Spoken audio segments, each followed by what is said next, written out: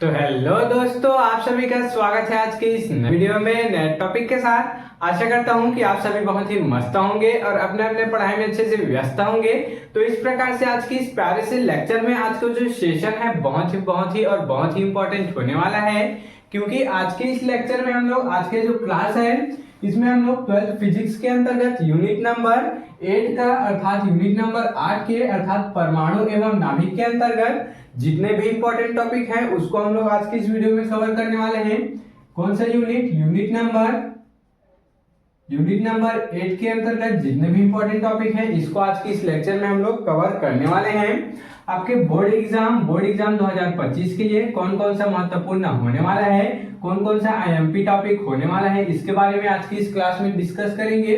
तो चलिए बिना किसी समय गंवाए कौन कौन सा टॉपिक है जो परमाणु का इंपॉर्टेंट है और कौन कौन सा टॉपिक है जो नाभिक का इंपॉर्टेंट है इसको समझने का प्रयास करते हैं। तो सबसे पहला परमाणु के अंतर्गत देख सकते हैं पहला, दूसरा, तीसरा, चौथा अर्थात इसमें 4 ही टॉपिक इंपॉर्टेंट है और नाभिक के अंतर्गत 1 2 3 अर्थात 5 6 7 इसमें 3 ही टॉपिक जो है आपके बोर्ड एग्जाम के लिए इंपॉर्टेंट होने वाले हैं। तो चलिए परमाणु के अंतर्गत क्या है, सबसे पहला रदरफोर्ड के अल्फा कणों का प्रकीर्णन प्रयोग को निम्न शीर्षकों के अंतर्गत कीजिए। देख सकते हैं जो रदरफोर्ड के अल्फा कण का प्रकीर्णन प्रयोग है, जो उन्होंने सोने की पतली की पत्ती में अल्फा कण की बमबारी कराए थे, उसको निम्न शीर्षक के अंतर्गत लिखना है। कौन कौन सा शीर्षक है? पहला नामांकित चित्र बना देना है और दूसरा क्या है, प्रेक्षण लिख देना है, तीसरा क्या है, निष्कर्ष एवं चौथा इसमें क्या है, उपयोग है। या फिर ये कभी कभी ऐसे ही पूछ लिया जाता है कि रदरफोर्ड के अल्फा कणों का प्रकीर्णन प्रयोग को लिखिए, या फिर आपको ऐसे 1 2 3 करके पूछ लिया जाएगा, प्रेक्षण, निष्कर्ष एवं इसके नामांकित चित्र को अलग अलग पूछ लिए जाते हैं। चूंकि ये जो यूनिट है यूनिट नंबर 8 से 3 नंबर के 2 क्वेश्चन इसमें पूछ लिए जाने वाले हैं। 3 नंबर के 2 क्वेश्चन इसमें से पूछ लिए जाने वाले हैं। एक परमाणु के हो सकते हैं और एक क्वेश्चन नाभिक के हो सकते हैं। तो आपको इसको तैयार करना आवश्यक है। ये जो रदरफोर्ड का अल्फा कण का प्रकीर्णन प्रयोग है यह आपके लिए वेरी आईएमपी टॉपिक होने वाला है, इसको आपको जरूर से पढ़ना है। चलिए दूसरा देख लेते हैं, रदरफोर्ड का परमाणु मॉडल क्या होता है, इसके अभिगृहित भी लिखिए, अर्थात इसके कुछ कमियां होती हैं उसी को अभिगृहित भी कह देते हैं। तो ये कुछ इस प्रकार से पूछा जा सकता है, रदरफोर्ड का परमाणु मॉडल क्या होता है, या फिर तीसरा बोर का परमाणु मॉडल क्या होता है, इसके अभिगृहित लिखिए। तो ये जो दोनों टॉपिक है आपके लिए मोस्ट आईएमपी होने वाला है, मोस्ट वेरी आईएमपी होने वाला है, क्योंकि हर साल बोर्ड एग्जाम में 3 नंबर में इसी को पूछ दिया जाता है, या फिर रदरफोर्ड का परमाणु मॉडल पूछ दिया जाएगा या फिर बोर का परमाणु मॉडल पूछ दिया जाता है, एवं इसके अभिगृहित अर्थात इसके कुछ कमियां होती हैं उसको भी यहाँ पर पूछ दिया जाता है। तो आपको इसको भी यहाँ पर आसानी से तैयार कर लेना होगा। तो चलिए चौथा देख लेते हैं। चौथा है हाइड्रोजन परमाणु की लाइमन, बामर एवं पाश्चर श्रेणी में। तो अब ये जो टॉपिक है एक साथ नहीं पूछा जाएगा। अगर पूछ लिया जाए हाइड्रोजन परमाणु की लाइमन श्रेणी में पहला क्या है, लाइमन श्रेणी में पहला क्या है, तरंगदैर्घ्य ज्ञात करने का सूत्र। दूसरा क्या है, सबसे बड़ा एवं सबसे छोटा तरंगदैर्घ्य किस परास का होता है। तीसरा क्या है, यह श्रेणी स्पेक्ट्रम किस क्षेत्र में पड़ती है।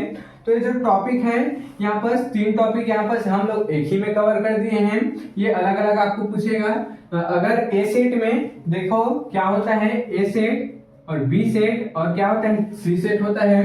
तो अगर लाइमन श्रेणी ए सेट में पूछ दिया गया, बामन श्रेणी बी में पूछा जाएगा, पाश्चर श्रेणी सी सेट में यहाँ पर पूछ लिया जाता है।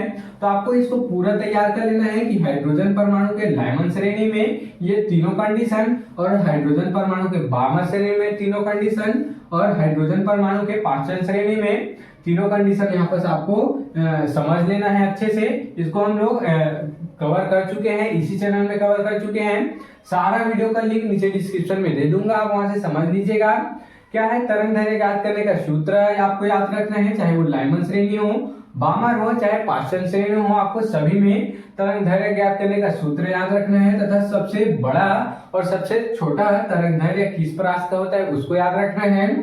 और यह श्रेणी किस क्षेत्र के स्पेक्ट्रम में पड़ती है, अर्थात यह जो स्पेक्ट्रम होता है किस क्षेत्र में पड़ता है, इसको आपको तीनों श्रेणी में आपको याद रखना है। तो चलिए कुछ इस प्रकार से हम लोग अब परमाणु के अंतर्गत जितने भी इंपॉर्टेंट टॉपिक है इसको समझ लिए हैं। अब हम लोग नाभिक के अंतर्गत जितने इंपॉर्टेंट टॉपिक है इसको समझने का प्रयास करते हैं। तो इसके अंतर्गत सबसे पहला है, अर्थात पांचवा है, सीरियल वाइज देखें तो नाभिकीय बल क्या होता है एवं इसके गुण लिखिए। ये क्या है, इसके है, एक मिनट,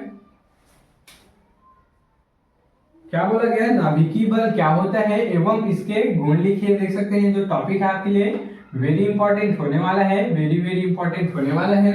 और छठवां देख लेते हैं, नाभिकीय संलयन तथा नाभिकीय विखंडन की व्याख्या कीजिए। तो ये भी जो टॉपिक है आपके बोर्ड एग्जाम के लिए मोस्ट इंपॉर्टेंट होने वाला है, मोस्ट आईएमपी टॉपिक होने वाला है, क्योंकि नाभिकीय संलयन और नाभिकीय विखंडन की जो परिभाषा होता है उसी को कभी कभी आपको पूछ लिया जाता है, या फिर इसके बीच में नाभिकीय संलयन और नाभिकीय विखंडन के बीच में महत्वपूर्ण डिफरेंस को भी पूछ दिया जाता है।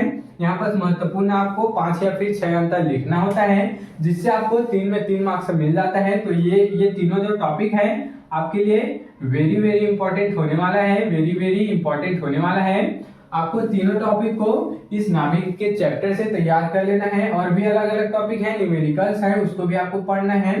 तो इस प्रकार से आज के इस प्यारे से लेक्चर में हम लोग यूनिट नंबर 8 के परमाणु एवं नाभिक के जितने भी इंपॉर्टेंट टॉपिक है उसको कवर कर चुके हैं। आप इसके स्क्रीनशॉट यहाँ पर ले सकते हैं। तो आशा करता हूं कि आपको ये जो लेक्चर है, जो सेशन है, वह समझ में आया होगा कि परमाणु और नाभिक के अंतर्गत कितने इंपॉर्टेंट टॉपिक है, कौन कौन से हैं, और 2025 के बोर्ड एग्जाम में कौन कौन से टॉपिक आने वाले हैं। अगर आपको ये जो सेशन है वह अच्छा लगा होगा तो मेरे चैनल को जल्दी से सब्सक्राइब करके बेल वाले आइकन को दबाकर प्रेस कर लीजिएगा, ताकि आपको मेरी ऐसे ही अच्छे इंफॉर्मेटिव वीडियो और अच्छे इंपॉर्टेंट टॉपिक की नोटिफिकेशन सबसे पहले आप तक ही पहुंचती रहे, और आप 12th फिजिक्स की तैयारी अच्छे इंपॉर्टेंट टॉपिक के साथ कर पाए। तो चलिए फिर मिलते हैं किसी नेक्स्ट वीडियो में नए टॉपिक के साथ। तब तक ले जय हिंद, जय भारत।